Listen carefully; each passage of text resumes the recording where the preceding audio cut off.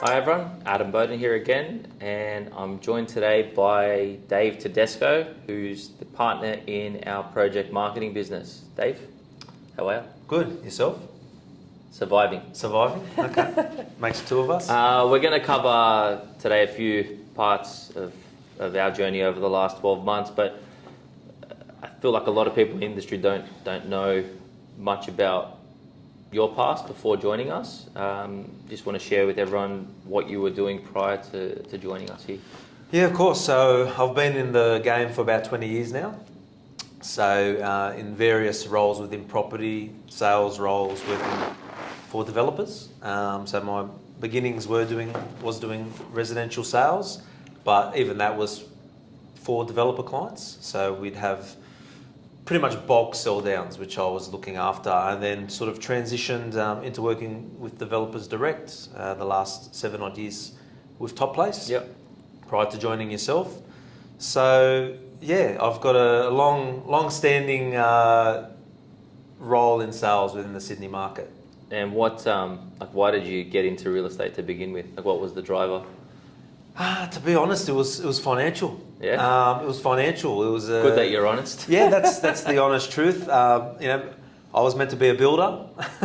That in my earlier days, and I did work in the construction industry. Yeah. But yeah, transitioned into real estate for a family friend who gave me an opportunity, and I was complete fish out of water.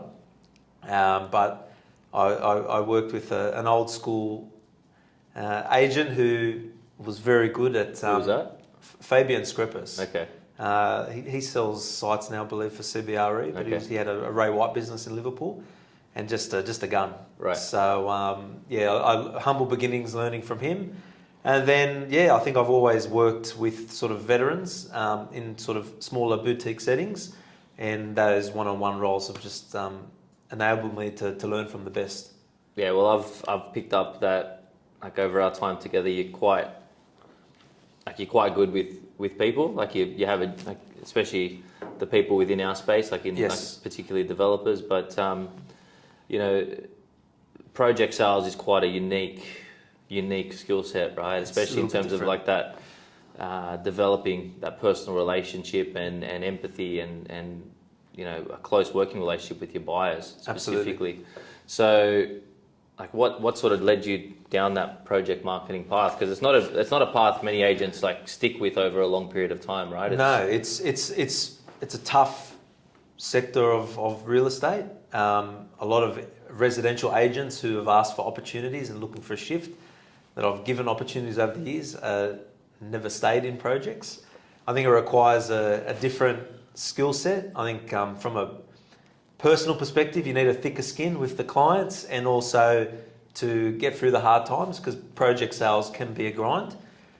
When the times are good, it's great, and then when the times are a little bit tougher, it takes a different category of person to keep their head above water and to transact and do well. And like you've worked agency side and to developer, and now back on the agency side here. Like, what are the key differences about being an advisor and an agent, as working as an agent versus actually representing the client and selling your own stock specifically? Look, from an advisor setting, I quite enjoyed that.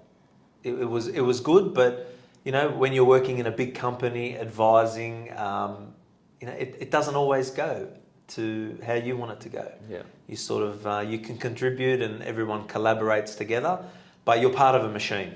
Yeah. And there's a lot of moving parts. Even in that role, which I carry over into agency role, my favourite part is dealing with the customers, with the buyers. Yeah. You really need to hold their hand through the process, and it's not about being overly sales.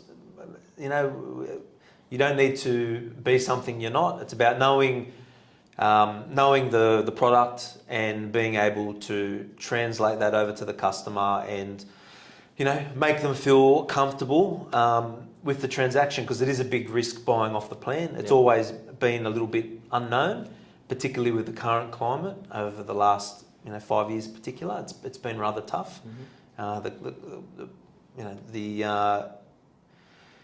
The customer's confidence is at an all-time low with off the plan. I think the trajectory is on the up, but I think it's still early stages yet.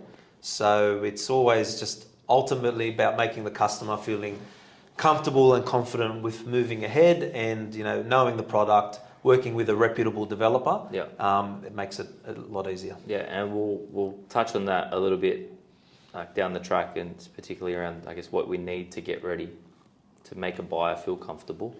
Now, we've had a bit of a long runway in terms of getting our business rolling and functional. We've had a couple of projects, we've sold some stock, starting to get a lot of momentum now.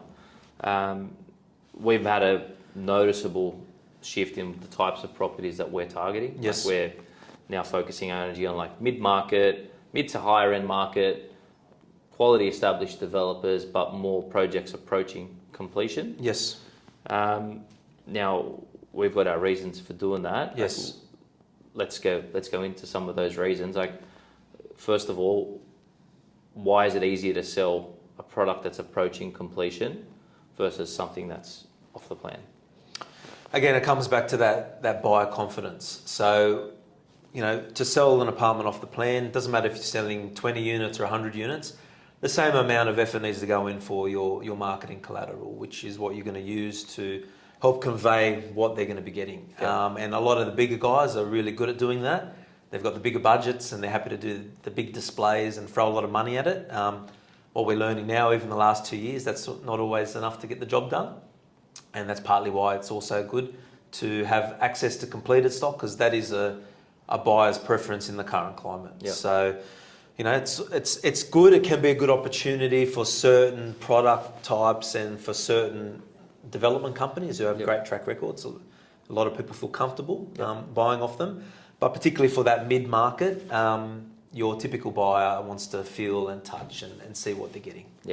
It's about making them confident in what they're getting. And this is something that I guess I've learned since having you here as part of the business. When I was pricing sites and doing GRs, you sort of just have 80 square meters sells for 900 grand, whether that's at the start or at the finish. And it used to be like that, right? If anything, you used to be able to get slightly higher prices for project off the plan, and new stock was selling for less. However, what's become pretty clear now is that the established stock is commanding a substantial premium to off the plan. Absolutely. Right, it's been a complete U-turn. And we're seeing the spreads in some markets, when you factor in the actual sales price and the selling costs, it's like a 15% spread. It's a big difference. Yeah, so $1 million unit could be $850 off the plan versus $950 to $1 million complete for the same thing. For exactly the same thing. Yes, that's right. That's monumental. Absolutely. Right, and I've noticed it in our pitches recently. We're almost discouraging in some markets to sell off the plan. We're saying you're almost better off borrowing private, paying a little bit more for your debt. You'll save it in your selling costs alone, and you've got a much higher chance of actually getting the GRs toward the end of the project. That's right. Yeah, so that's just it's monumental, right? So because a lot of the times, particularly with the bigger developers as well, and at my time at Top Place, you've got two components to sales, and it doesn't translate over to every type of building. But in a bigger setting, more apartments, you've typically got your retail component, where you've got an agent representing the properties from Domain and REA, the general public. And then you've also got the external channel agent side, where most large developers lean on, and that's where they actually transact most of their sales. And they're paying the highest commissions, and more than often, the best apartments are being sold, or the north facing, or the east facing, or the apartments with a unique point of difference. And when it comes to completion, typically for the large developers, the stock that's not as good is left over. When you have a small boutique product, that mid-market, with a good developer, it doesn't have to be completely high end, but really good quality finishes. you're making people confident. People are happy to spend that extra money for the quality. Yeah. You can see, I think you don't need to be a builder to, know if an apartment's good or not. Yeah. You can be a good developer by letting a buyer not know the difference with some smart choices, but most people will be able to come in and, if they're a little bit savvy, not everyone is, but just have a feeling. Sometimes it's a feeling. You can walk into an apartment and it doesn't matter how much marketing you can throw at it, as something off the plan, it doesn't translate to a really nice apartment that's finished. Agreed. There's just a difference. Agreed. So I guess this is a question, or not a question, but it's a point more so for developers and their funders and their partners, I guess, is trying to, and I guess what we're trying to do is demonstrate that spread, right, in that value. Because, I mean, we're dealing with our clients every day, and the biggest challenge for them at the moment, especially in like that mid-market or markets that are slightly oversaturated, is how do they actually fund the job? Like, how do they get it going, right? Or how do they get pre-sales? Like, that one we pitched on the other day in that marketplace, like getting pre-sales is going to be an absolute grind, right? But we're super confident that once it's actually built, those sales are going to be there. That's right. So there's a big education process now, I think, with our clients and their partners, their valuers and their funders, is to provide that evidence to say, look, if the project is complete, it will sell for X. Yes. If we are selling off the plan today, it will probably sell for X less 10%. X less 10%, less plus 5% selling comms. Again, huge spread. Better outcome. Much better outcome. Much better a little outcome. bit more, like, obviously it's higher up on the risk profile, but if it's the right product, and I guess it is choosing what it and establishing and be comfortable with what is that right product, right? That's right. But, it's a lot safer when it's finished. Yeah. And you're better off taking that gamble because the rent sort of bridges the gap if you get stuck. That's right. Does that make sense? Yeah, absolutely. Yeah. So, anyway, very, very interesting themes, and it's again becoming very prevalent, I guess, on your cookie cutter mid-market site. That $800 to $1.2 million price point. Now you touched on the network agents before, right? And I've learnt a lot from you in this regard over the past 12 months. When you provide, like, we're almost pitching to them now, right? The network agents to an extent, but like from your time at Top Place and in the industry, what gets those network agents excited to work on a project, and what do you need to prepare for them to make sure that they're engaged if you do want to hit your pre-sale target off the plan? Everything. So once upon a time, the agents were that secret card in the back of your pocket. They did a lot with a lot less to work with. We're finding that that's just not the case. A lot of the bigger developers now, they've got a channel manager who will manage a bunch of agencies throughout Sydney who sell through their networks. And in some instances, these developers now are actually using their preferred channel agents to then go and manage other channel agents.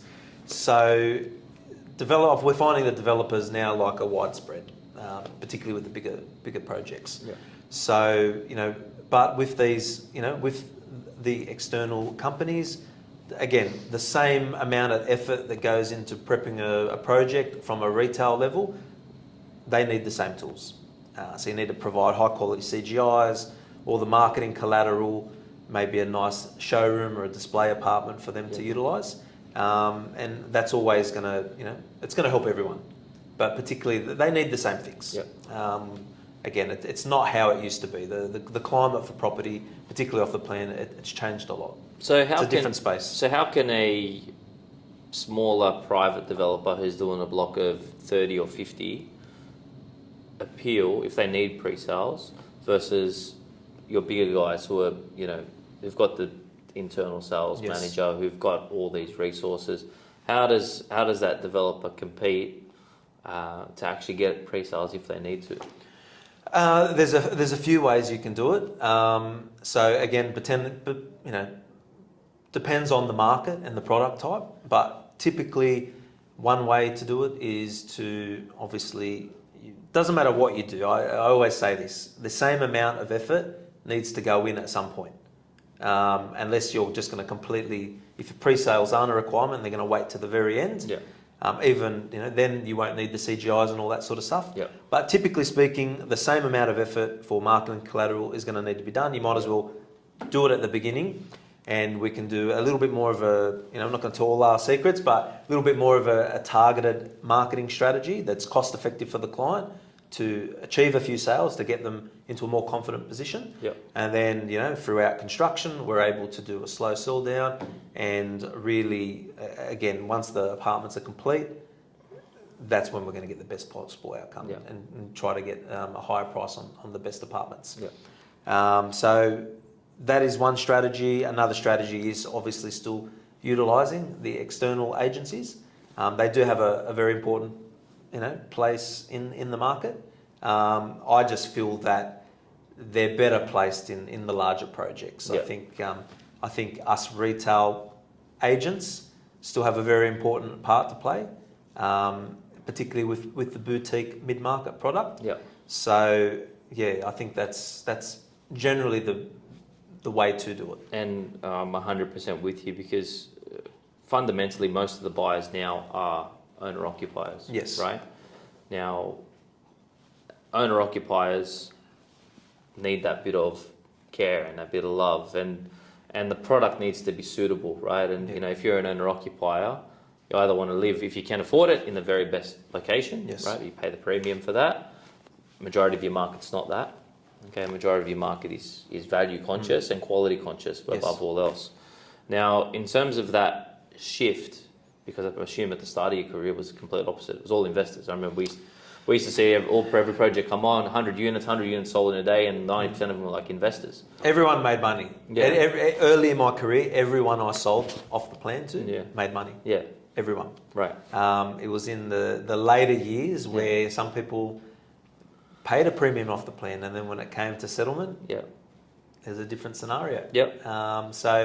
It's, I think, predominantly in our space we're more dealing with owner-occupiers. Okay, so to deal with that demand and that shift, obviously site selection's important, but let's talk about apartment layouts, apartment mix and sizes and inclusions.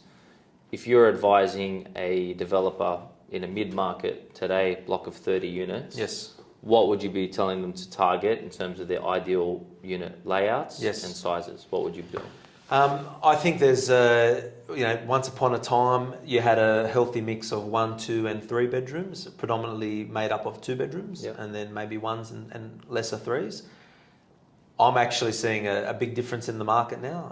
I'd advise on more of a component towards the 3 bedrooms and the 2 bedrooms. This is just my opinion. Apartments, although it's a very growing market in Sydney, and with the affordability crisis, it is going to be an area that some people are pushed into. But the Australian dream is obviously still to, people want to upscale. They want to be in at least a duplex or a house. Yeah. So there's a big section of the market there that's missing, where you've got, 3-bedroom apartment buyers who maybe can't get into that duplex. That's sitting at around maybe $2 million. Yeah. But they can get into a really nice 3-bedroom apartment. Yeah. For the mid ones maybe. Yeah. Depending on the marketplace. Yeah. So I would always, if it was possible, I think the mix to be predominantly 2s and 3s is a better way to go. Yep. I think traditional floor plans, upsized if available.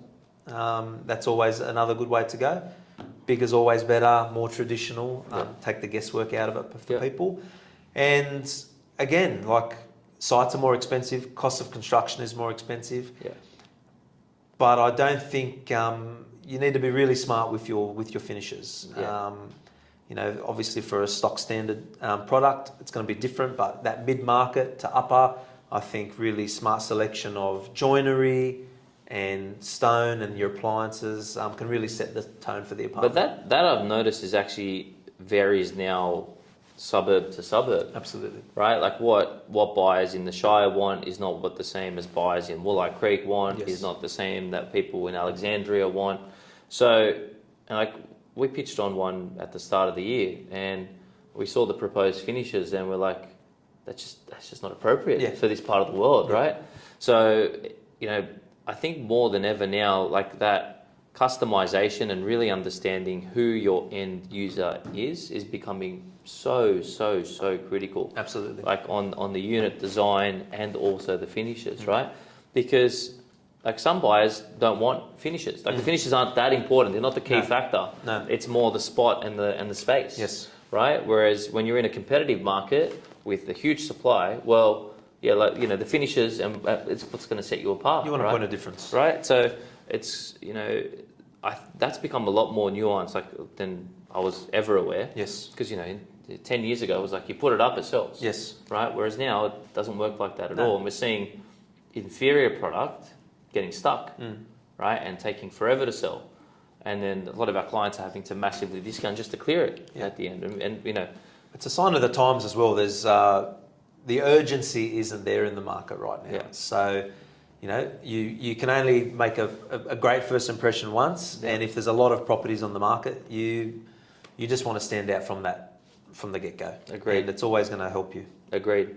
Now, one thing that we've been doing, particularly on our proposal side, is understanding where inquiries come from. Yes. So, can you just explain a little bit more about what we're able to do for our clients to source inquiry, understand inquiry? Yeah, so I think this is like one of the things that sets us apart from normal resi agents as well. Obviously, when it comes to residential sales, which Projects does fall into, you would typically advertise on domain and realestate.com, online portals, and that's where you would get most of your inquiry from. We do the same. It's a necessity, but what we do different is we have access to where the buyers are coming from.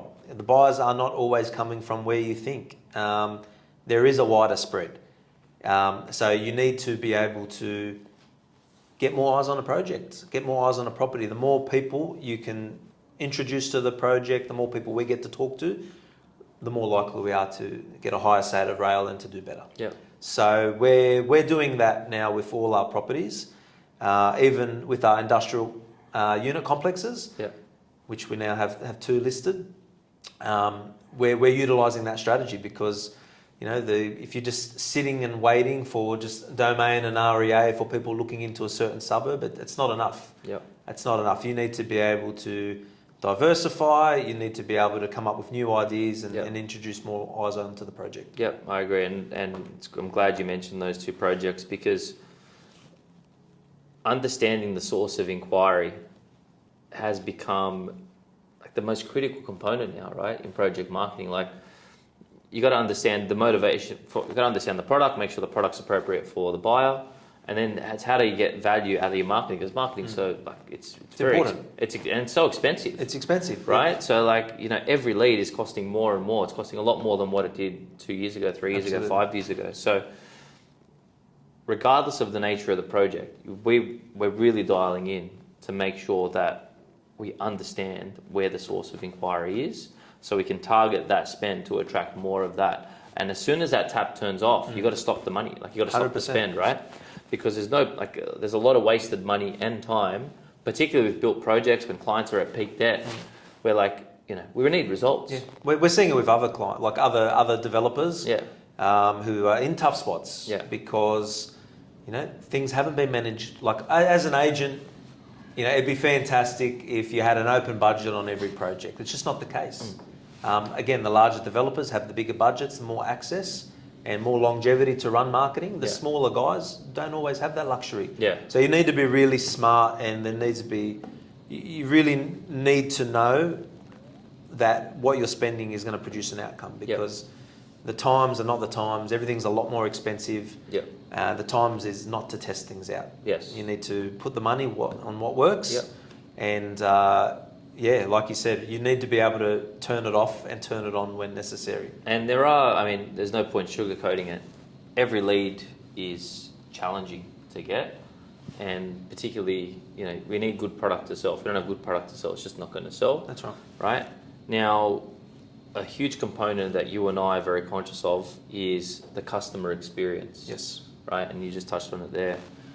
What does that actually mean for like what does a good customer experience mean when we're selling a new project? A good customer experience is when they lodge an inquiry, they're called on the same day. Within the next couple of hours is obviously ideal, but they need to be contacted that same day, phone call, and they need to be sent information. That is just a basic intro. Now, people live busy lives. Not everyone wants to talk to real estate agents. So part of our job is, again, it comes back to those leads costing so much. And a lot of agents will contact the lead once, maybe twice, and then if nothing happens, it's often left and forgotten about. And so the client's then paying a high cost per lead without getting a result, and that's obviously not good. So again, we need to be engaging with the customers constantly. You need to be readily available. Again, not everyone wants to talk to you when you want to talk to them, but it's, you have to exhaust every option because good quality leads are not readily available in the current climate, and each lead needs to be treated like gold. And what about when they come to site? So we've had a good experience. They've made the inquiry. They've been qualified. You find out what they want to achieve, what their budget is. You've sent them the information. You've booked the appointment. So they're coming to site. Now this is the critical part in my mind. What needs to be in place from the moment they turn up on site with or without you? What's the experience need to be like? The experience starts from the outset. So they need the site or the property needs to be readily accessible. Parking, the grounds need to be clean.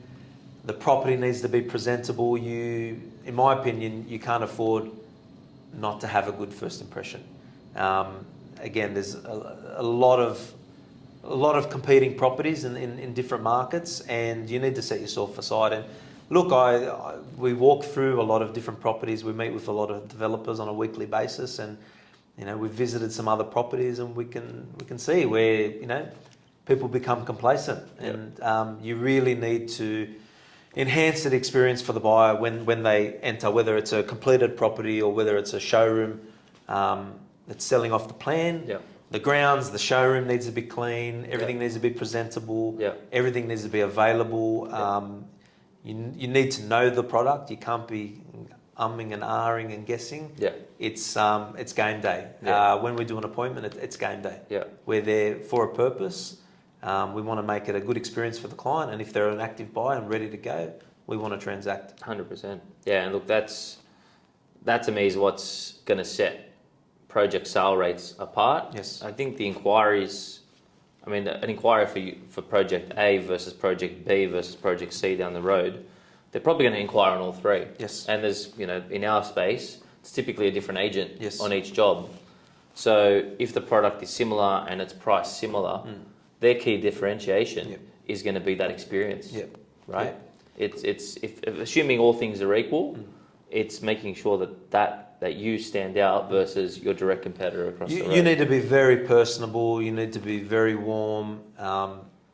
It's not easy selling property normally, but particularly off the plan, if you're not having a good sort of introduction and a good sort of entry relationship with the buyer, the projection is not going to be good. You need to be very personable because it's a big decision for someone to buy a property, and ultimately it comes down to the property. But people are going to want to buy from people they like as well. It makes the whole experience good.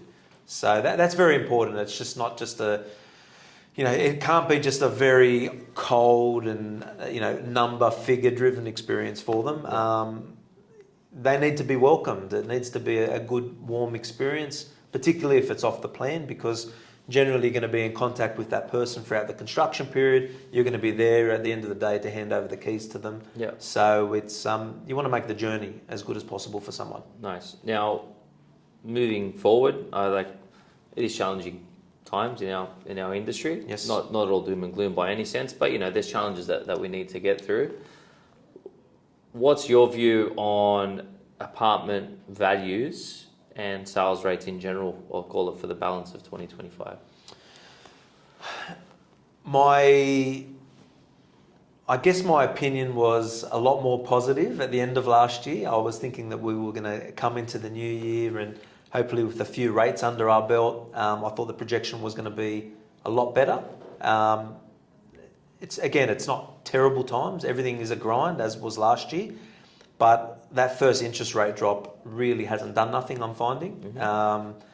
Again, there's no great urgency. It hasn't really changed anything just yet. So I think maybe with another 1 or 2 interest rate drops, that translating in from the media into a positive message may help things to move along. But it's definitely still a grind. I haven't seen any big changes. But if we are to see those few more interest rate drops, if it is translated positively through the media, maybe the tail end of the year, we may start to see a bit more of a positive shift. Yeah. But at the moment, it's from my perspective, it's a little bit of a continuation from last year. Yeah. Look, I tend to agree with you, man. It's challenging. I think whether it's you're selling a site or whether you're selling established units or you're selling units off the plan, you need to be differentiating yourself one way or another, whether that be in the quality of your promotion, whether that be in the quality of your finishes, whether that be in the quality of your sales agent. Ideally, it's a combination of all of these elements, but nothing is a given, right, anymore. Like everything has to be worked for. That's why everything needs to be done right. Yeah. You need to be highly process driven. You can't afford to drop the ball in any area because it is a grind, and it's harder to do deals. Yeah. Takes longer, takes more time, more effort. Yep. So you really can't afford to drop the ball. And I'm seeing it with a lot of our competitors. In my mind, are fatigued. They're exhausted because it has been such a grind. And I guess for our clients, I mean, we're hungry, right? We're on the way up. We've got energy because we can see that's it. Yeah, we can see the light at the end of the tunnel, and we know we have the solutions to make sure that every box has been ticked to actually give you the best opportunity to get sales, and also creating that premium customer experience, and actually know how to negotiate a sale and get it exchanged. Even though it's a difficult time and climate for our clients and for property in general, I think there's a big niche in the market. I know what our niche is, and we can see that gap, and we're excited to fill it. So the more developers we're sitting down with, we're actually it's very clear what we need to do. Absolutely, and to our current clients and our future clients, we are able to comprehensively offer a complete agency solution. And I mean, that's been a big draw card that we found's worked quite well, right? Yes. We've got our analytical team, we've got myself on the sites and Dave on the projects. From the moment you identify a site to the moment you make an offer to buy, then even through your design and through your planning and then through your marketing and your sales, we can offer you a solution every single step of the way. And we're not apologetic about being really specific about what we do, right? Absolutely. So we're very motivated. We've had some great success so far. We've got some great projects underway and a few more in the pipeline. But we're very keen to talk to as many clients as possible to make sure that one, we're aligned. But we're not going to work on everything. Like we've said no to a few things already as well. But if there was a message to any clients out there who are considering using us or talking to us, what would be your message to them?